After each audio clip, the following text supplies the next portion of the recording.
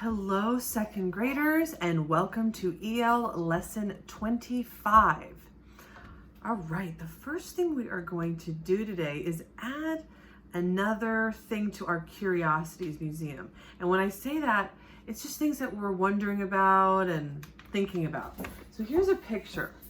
So let's fill in this sentence frame. This is a blank. He is blank. I want you to think about what you observe him doing in this picture and talk about it in small groups. This is a blank. He is blank. All right, you will talk about that in small groups this week. I'm interested to find out what you say. I know what I would say, but I want to hear what you think. So the learning target, I can answer questions about key details in this text. And when I say text, I mean this book, The Dog That Dug for Dinosaurs, which, like I said, a true story, not fiction, non-fiction. It really happened. And like I said, they're making a movie out of Mary Anning's life. So the learning target, let's take a look at what it is. For this lesson, I can answer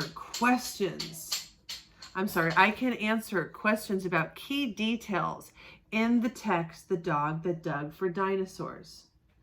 Remember what the dog's name is? Anyone?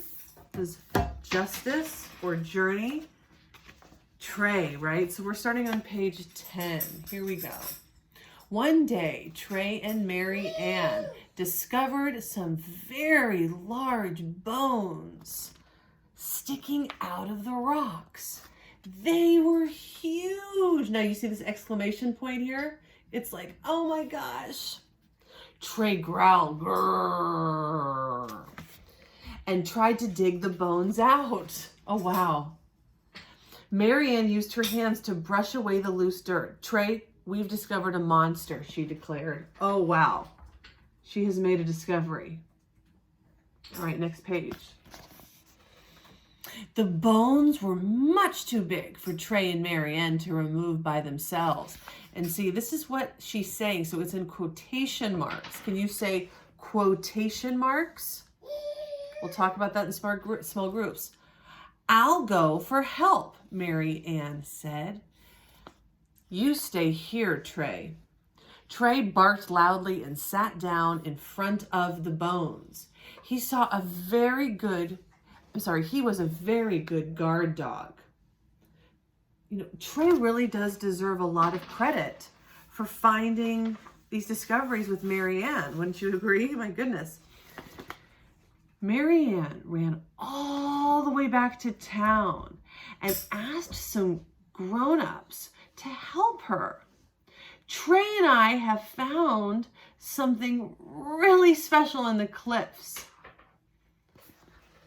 she told them. Just wait and see. And again, exclamation point, because she's so excited and it's what she's saying. So again, it's quotation marks or bunny ears, I like to call them sometimes. When the men saw the giant rib bones in the side of the cliff, they were amazed. What a beast, they cried. Look at those sharp teeth. Is it a crocodile? Now, what is this? This is a question mark. Is it a crocodile? One man asked. Or a stubby whale? Another question mark. And this is what he's saying. Or asking. We don't know what it is, said Mary Ann. We don't know what it is, Mary Ann admitted. But we know it's something special, don't we, Trey? Trey yipped and wagged his tail. A rich man who lived nearby heard about the sea monster. He hurried to see it for himself. I'll buy it, he cried. I will give it to the British Museum in London. Do you know what it is? Mary Ann asked. Here's a question mark again because she's asking a question. It is called an ichthyosaur. An ichthyosaur, the man told her. Ichthyosaur. Ichthyosaur. Ichthyosaur. Can you say it with me? Ichthyosaur. 4 syllables. Ichthyosaur. Ichthyosaur. Okay, got it. That means fish lizard. He explained it's like a dinosaur with fins. Oh, how cool. We're going to have to watch a Brain Pop video about dinosaurs this week. And the amazing news spread about the gigantic fish. Oh, I have another idea. I wonder if Mary Anning is on Brain Pop, a biography of her life. The amazing, oh, I went too far. Okay, I can stop right there. I was so excited in the text. We can stop right there. We have a couple questions to answer about what we just read. Let's take a look at those questions right now. Okay, let me pull it up. Here it is. Number 1. You see it with me?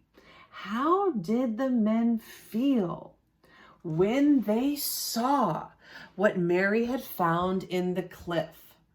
Is it A, they were scared, they were amazed, or they were sad? A, B, C, or D? Okay. Number 2. Why did Mary and Trey hunt for fossils high up on the cliffs around the beach?